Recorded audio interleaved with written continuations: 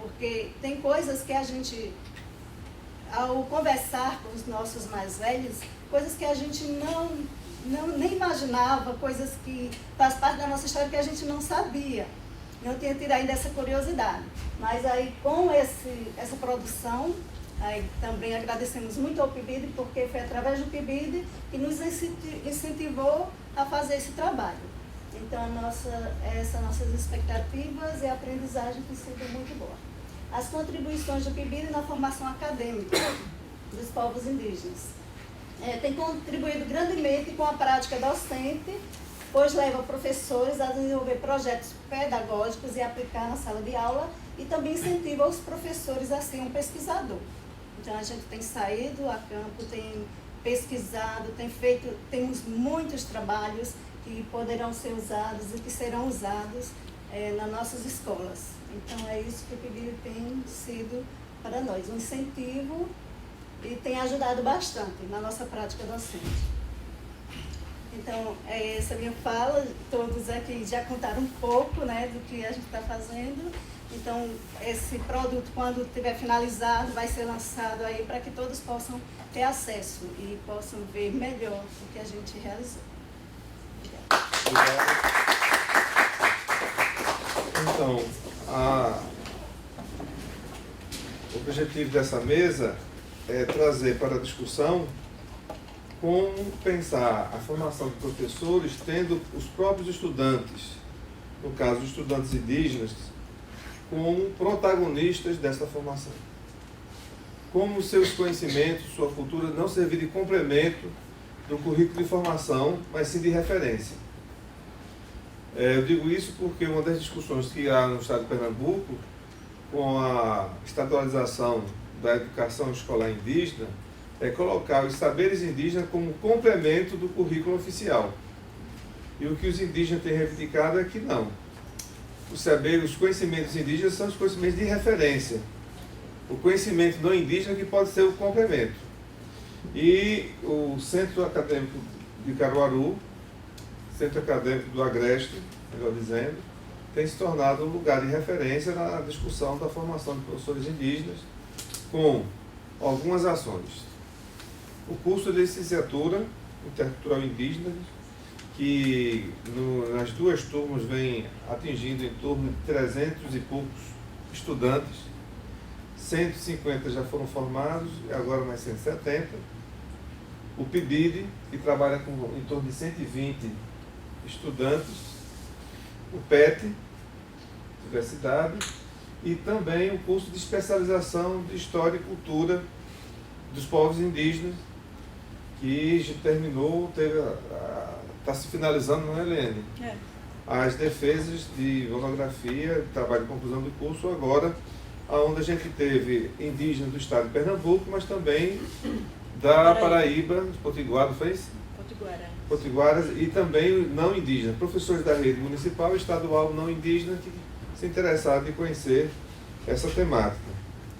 É uma proposta que se dá a partir de um princípio freiriano, que é o princípio do diálogo, e também do princípio de Boaventura, de uma ecologia de saberes, de uma reconstrução da ideia do que é conhecimento e como lidar com ele.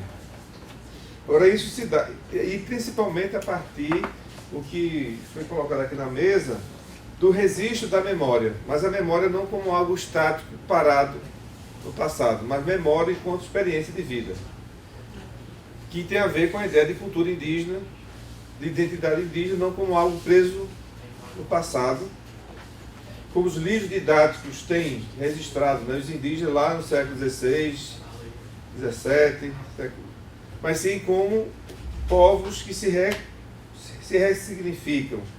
Agora, isso se dá atualmente no estado de exceção, que é um dos elementos temáticos desse evento. Então, se o desafio já era grande, no outro contexto que a gente tinha, agora isso fica mais acirrado. O exemplo o povo Trucá, que fez uma experiência coletiva de lidar com seus alunos numa discussão sobre a PEC.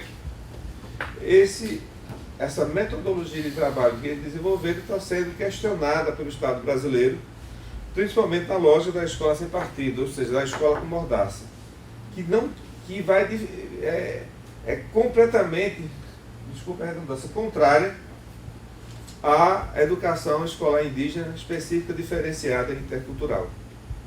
Então, estamos trazendo para cá a experiência vivenciada no campus do Agreste, da Federal de Pernambuco, tomando como protagonistas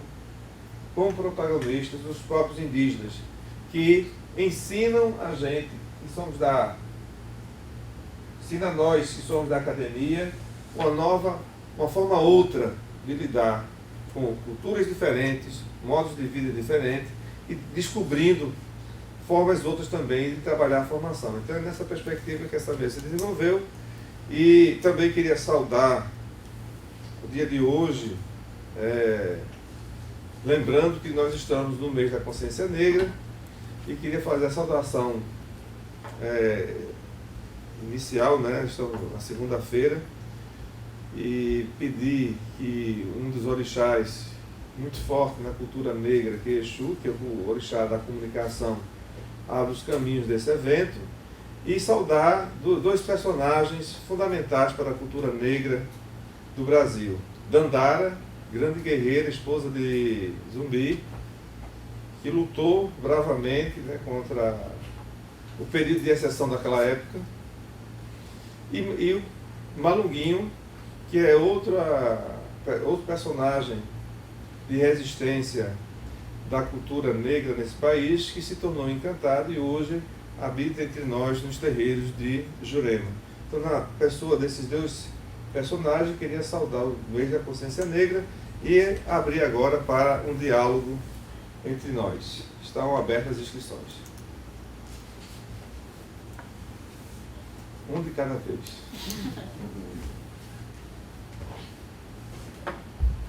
Nome? Eu sou Glebson, professor do Departamento de Antropologia aqui da UFRN. Primeiro eu queria parabenizar pela iniciativa e parabenizar pelo projeto. Infelizmente eu não acompanhei a primeira fala e achei muito interessante a proposta e a articulação que vocês estão desenvolvendo no PIBID e na licenciatura, que eu acho que são essas iniciativas que a gente, nesse momento específico do Brasil, a gente está necessitando. Eu acho que dar visibilidade a essas iniciativas é fundamental. E aí eu queria só fazer uma pergunta, né? Quer dizer, na verdade, mais perguntas para o Fernando. Eu acho que para a Rita, eu acho que foi mais, digamos assim, foi mais explicativo. Em relação, na verdade, são três perguntas. A primeira é em relação aos verbetes, às línguas maternas. Você falou que vocês estão elaborando isso. E aí eu queria entender um pouco como é que está sendo essa elaboração e qual o objetivo, né? Quer dizer, é para se usar na escola, é para se usar no cotidiano? Eu queria um pouco ouvir de você isso. A outra é em relação aos eixos, sobretudo da ancestralidade. Aí, como antropólogo, me interessa profundamente o eixo da ancestralidade, porque é o registro da cosmologia desses grupos. E aí, conhecendo um pouco da etnografia feita na região do Baixo e do Sul Médio São Francisco, Trucá, por exemplo, mas os outros povos também, Pancararu e Pancararé, eu queria um pouco que você falasse como é que vocês estão lidando com a dimensão do segredo, que é uma coisa muito, muito significativa nessas regiões, nessa cosmologia ameríndia daquela região ali. Como é que vocês estão lidando com isso? Inclusive, talvez até Rito pudesse falar também, como é que isso teve alguma ou não repercussão na produção do documentário, já que foram entrevistados pajés, rezadeiras, benzedeiras, foram visitados lugares sagrados. Então, como é que vocês estão lidando com a dimensão do segredo? E a última, na verdade, eu não sei se seria talvez uma sugestão, mas quando você falou do eixo liderança, eu senti falta dos professores. Você falou das lideranças anciãs, parteiras, eu senti falta dos professores que hoje têm se destacado. Rita, por exemplo, hoje aí está percebendo, é uma liderança forte, como outras. Eu fico pensando na Rita Potiguara, que está na SECADI também. São professores e são lideranças que têm uma repercussão muito grande e que, inclusive, hoje, a partir dessa inserção dessas lideranças no espaço escolar, tem se destacado a perspectiva da juventude. Quer dizer, eu acho que hoje, liderança hoje não é só os anciãos, mas tem, inclusive, esses jovens que têm se destacado fortemente. Então, o movimento indígena, as retomadas, tem uma presença maciça e massiva e intensa dessas lideranças jovens. Então, só é coisa de provocação, porque senão os professores, se não temos professores, acho que valeria a pena, se ainda tiver uma brechinha nesse espaço aí do projeto, acho que é incluído não só os professores, mas os agentes comunitários de saúde, inclusive os profissionais hoje formados dentro das próprias aldeias, como médico, advogado, dentista, fisioterapeuta. Então você hoje tem uma gama interessante. Só para fazer o registro, eu sou etnólogo, eu pesquiso os potiguara da Paraíba e agora estou pesquisando os potiguara daqui do Rio Grande do Norte, para deixar aí. Mais alguém pela lista? Mais alguém quer fazer uma intervenção? Então, eu gostaria de fazer uma questão. Nome? Edmilson Cantalice, professor da rede estadual na Paraíba. Na verdade é o seguinte, a gente está falando aqui o tempo todo de afirmação, né? Afirmação, identidade. A gente está nesse país que nega, né, a sua própria cultura. E aí eu fico pensando que do ponto de vista dessa busca é para a mesa, não é para uma pessoa específica. Me parece que hoje, no nosso país, essa disputa, né, que vem da gente, que nasce com a gente, contra essa imposição que o professor Ariene, mais alto, me parece que essa coisa que a professora Ariene coloca, da necessidade, de certa forma, não é de destruir também o eurocentrismo enquanto referência cultural, porque já está também enraizado no povo brasileiro, uma série de coisas, né? Mas, me parece que o MST, uma escola nacional, Florestan Fernandes, do ponto de vista dessa coisa de construir, garantir um espaço de busca de afirmação de identidade, no caso específico dos trabalhadores rurais, me parece que essa é uma iniciativa importante para quem sofre, num contexto como o nosso brasileiro, de fazer algum tipo de enfrentamento, porque o que está posto hoje enquanto política desse governo golpista é desmontar tudo, e todo mundo sabe disso, né? Me parece que essa iniciativa de vocês em Pernambuco, que tem 12 grupos, povos, né? Eu acho que me parece que é algo que deveria ser levado em consideração, de se criar uma escola, né, dos povos indígenas, entende? Onde esses professores e professoras pudessem estar, de repente, compondo esse ambiente, porque, querendo ou não, hoje você pensa no MST no Brasil, você pensa na Escola Nacional Florestan Fernandes, que inclusive foi invadida recentemente pela polícia, né? Mas me parece que é uma fronteira de resistência que se constitui e que os grupos que passam pela mesma problemática no país e os povos indígenas não estão distantes disso, me parece que não deveria ser algo descartável, um ambiente como esse, de educação, de afirmação. Era só isso para a mesa refletir também. Foi alto o suficiente? Eu vou entender. Tá. Então, sim. Eu sou Lore Fortes, na coordenação do evento, por isso eu não consegui assistir desde o início. Parabenizo vocês pelo projeto e gostaria de perguntar o seguinte: se vocês têm conhecimento de outros projetos desse tipo em outras regiões do Brasil e se vocês estão articulados com eles em relação a esses projetos. Obrigada. Então, começando pela ordem da mesa, né? Nós vamos começar com o NN. Até mais. Eu também queria me desculpar, eu sou Ana Laudelina, também da coordenação do evento. Queria agradecer muitíssimo pela vinda de vocês. Infelizmente é um momento difícil e tem ocupações, tem muitas coisas acontecendo. Eu acho que é por causa disso também que a gente não conseguiu ocupar todo esse espaço aqui. Mas é muito importante trazer essa discussão para cá. Vai ter uma mesa de vocês também na quarta-feira, né? Eu só cheguei agora, mas eu conheço um pouco o projeto. Então, o que eu queria perguntar era assim, me admira o fato de no Brasil não ter universidade indígena, né? Então, se vocês puderem falar um pouco sobre isso, por que um país do tamanho do nosso, né, da importância do nosso econômico e ambientalmente e das populações indígenas, por que nós na história não conseguimos alcançar o que países menores, né, como Guatemala, Costa Rica, Equador conseguem, né? Bolívia, né? Então, o que acontece com a gente que a gente não conseguiu chegar nisso? Tá? Muito obrigado pela presença. Leno. Conversa. Quer falar também? Na verdade, assim, eu queria, mais pro Fernando, assim, eu queria saber... Fala mais alto, por favor. Se, assim, como que vocês estão coordenando, assim, a Rita falou que ela que está filmando, está participando dessa parte, se vocês, das experiências que eu tenho um pouco de experiência com parte mais de cartografia social, e a gente costumava fazer sempre que possível, assim, a formação mesmo desse instrumental tecnológico. Eu queria saber se eles realizam isso, não realizam, como que isso tem sido organizado. Era mais isso, mais pontual. E também isso, assim, da relação mesmo, assim, com essas experiências como a cartografia social, com esse tipo de projeto, se tem algum diálogo.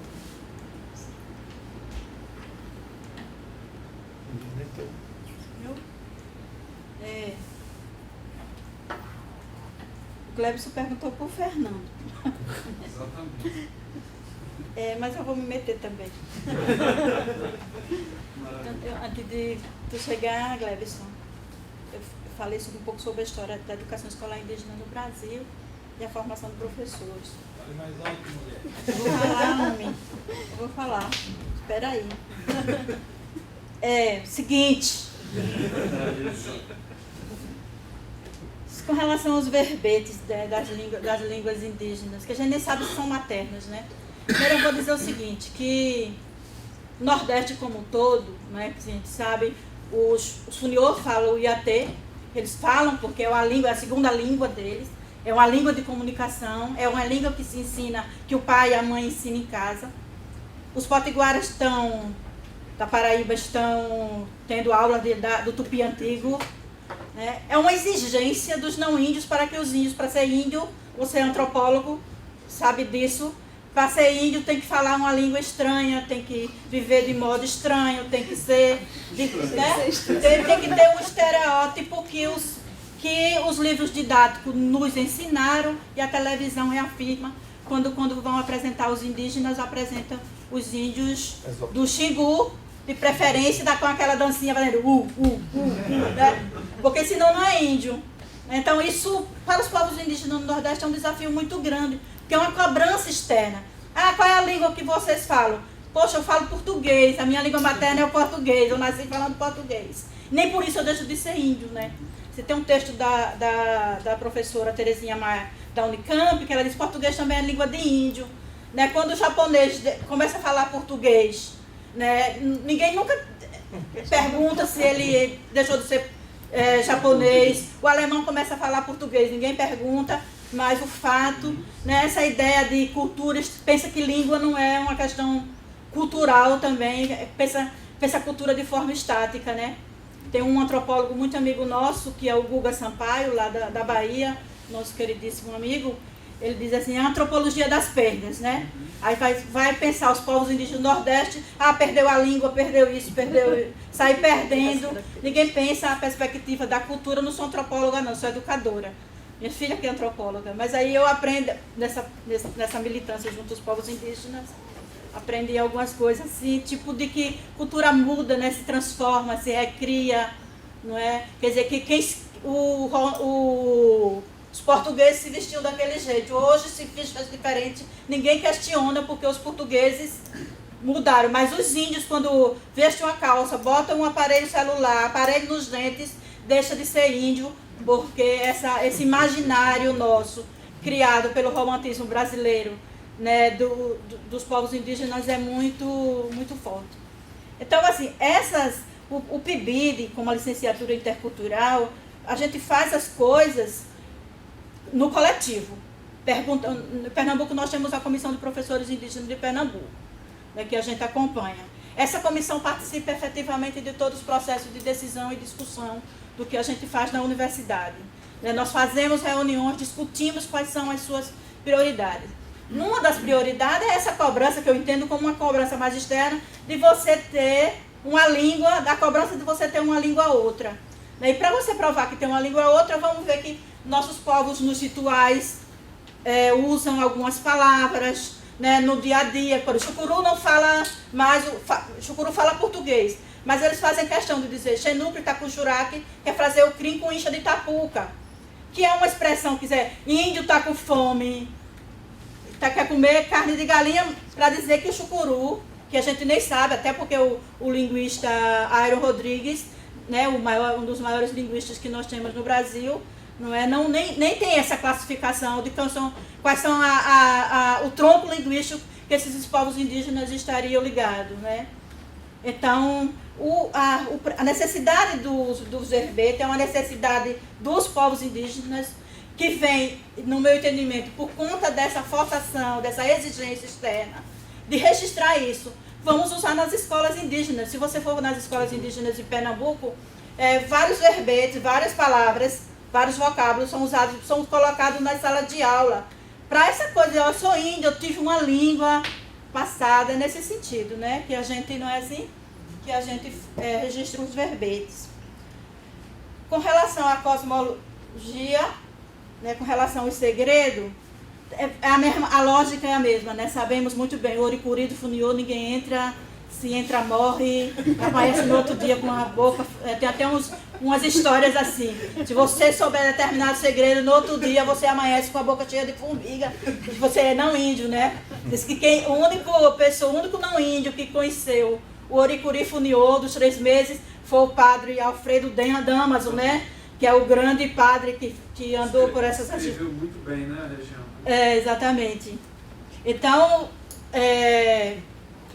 a gente pergunta, só se pergunta o que se quer se perguntar, até porque não somos nós, os não índios, que perguntam, são os próprios indígenas, os professores que perguntam, e quem responde são as lideranças, que só respondem o que querem responder. Né? Aquilo que pode ser dito.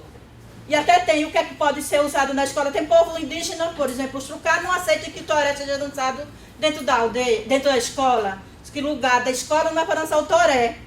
O lugar do toré é outros espaços, é no terreiro. Mas aí tem outros povos indígenas que, assim, o toré pode ser dançado na escola, que é uma forma de fortalecer. Então vai muito, viu, professor, muito de como cada povo entende esse seu segredo, né, o que pode ou não. Acho que nós temos aprendido muito com os povos indígenas e ouvido mais e tentado aprender com eles e dizer, olha, o que pode, o que não pode, vocês aqui vão nos orientar no caminho. Assim a gente erra menos, né? Tenta errar menos. Erra, continua errando, mas erra menos. Com relação às lideranças, os professores são liderança, mas você sabe, tanto quanto eu, que a expressão liderança entre os povos indígenas do Nordeste, ela tem uma força. Tem uma força que, inclusive, se você não souber situar isso dentro dos povos indígenas do Nordeste, você sai meio... né? Então tem que ter cuidado. Dizer que o professor indígena é uma liderança, vamos com cuidado. Professores indígenas exercem um papel muito importante hoje nas sociedades indígenas, não tenho dúvida disso. Não é? E, inclusive, na minha perspectiva de não índio, é uma liderança, porque exerce determinados papéis. Mas a forma como os povos indígenas entendem liderança, né, Rita? É mais complicado dizer, a Rita é uma liderança. Né? Vamos devagar para dizer que Rita é uma liderança. Então, eu não sei se vai ter entrevista com os professores, mas o Fernando pode falar melhor sobre isso depois. Aí, João, você falou, é bom que a gente vai descobrir segredos. Os segredos vão continuar em segredo. O que mais os professores, quando a gente está na universidade, é querer saber alguns detalhes, alguns segredos, mas segredo continua sendo segredo. Não tem como revelar. Fernando. Eu acho que a fala de Eliane contempla também um pouco do que eu vou falar. A gente não trabalha no de biodiversidade com os professores indígenas e nessa formação do sujeito coletivo dos professores indígenas com uma visão essencialista. A gente trabalha a partir, sobretudo, do que coloca a Rita Segato, uma perspectiva, uma visão histórica.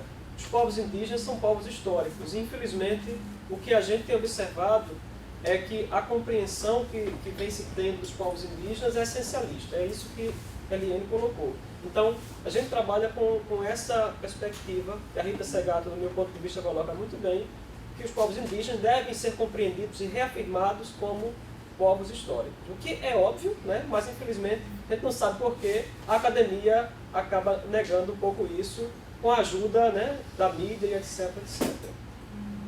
A questão dos verbetes tem muito a ver com a ideia da gente de poder reafirmar a identidade, a cultura dos povos indígenas a partir do que eles trazem para a gente, né? Então foi uma proposta que eles trouxeram de fazer esse levantamento.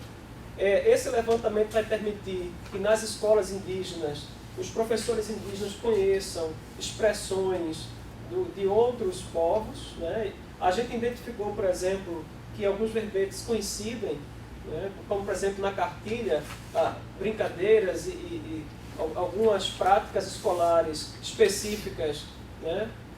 Coincidem entre os povos, sobretudo os que estão mais lá no sertão, Pancará, Pancararu, entre serras, Trucá. Então, tem esse sentido de a gente querer trazer a afirmação deles e da sua própria cultura. A questão que Rita coloca, eu tenho um exemplo bem interessante para dar sobre isso na construção do dossiê. Teve um dos povos, não entregou o dossiê que a gente pediu, né, esse material sistematizado, e a gente às vezes, a gente está aprendendo, a gente aprende todos os dias trabalhando com os povos indígenas, né? E nesse trabalho de aprendizado, a gente vai crescendo juntos. E aí a gente colocou uma data para entregar o material, não foi entregue, uma segunda data, uma terceira data, não é? E o material não chegava. E aí eu já fui ficando irritado, né? No lugar da academia, a gente tem um problema com prazos. E aí entrei em contato e disse, olha, o que está acontecendo? Porque vocês me disseram há quase 2 meses que estava tudo pronto e não chega. Disse, professor, eu mandei para fulana esse módulo da licenciatura, pegue com ela. Disse, cadê a matéria? Disse, não, professor, não mandou não. Isso não é possível. Manda por e-mail. Não, eu estou ainda digitando as entrevistas para mandar as entrevistas em anexo. Disse, tá bom. Aí eu fui para a conversa pessoal. Disse, olha, finalmente, o que é que está acontecendo? Mas, professor, é que tem algumas coisas que a gente teve que mandar para as lideranças ver se a gente poderia realmente colocar nesse dossiê. E quando vai para a liderança, a gente não pode dizer para o senhor que vai entregar no prazo tal, porque a liderança também tem o seu tempo, né? E aí eu comecei a perceber essa questão, que a gente já sabia, nós professores, eu lembro que a primeira disciplina que eu dei na licenciatura intercultural, eu não sei se foi 2009 ou 2010, a conversa com a Eliane disse para mim, olha, tem determinadas temáticas que os indígenas não podem trabalhar em sala de aula, não podem ser discutidas, e a gente tem que respeitar essa especificidade cultural deles, né? Então, discutindo o que seria a filosofia do ponto de vista deles, discutindo um pouco uma desconstrução do modelo de filosofia eurocentrado, surgiam questões, mas que eles não poderiam entrar. Porque enquanto o Ocidente constituiu uma concepção de filosofia lá na Grécia e se caracterizava justamente pela desvinculação, ou pela tentativa de desvinculação da mitologia e da matriz religiosa, a gente observa que outros povos, como os povos indígenas, constituem aquilo que se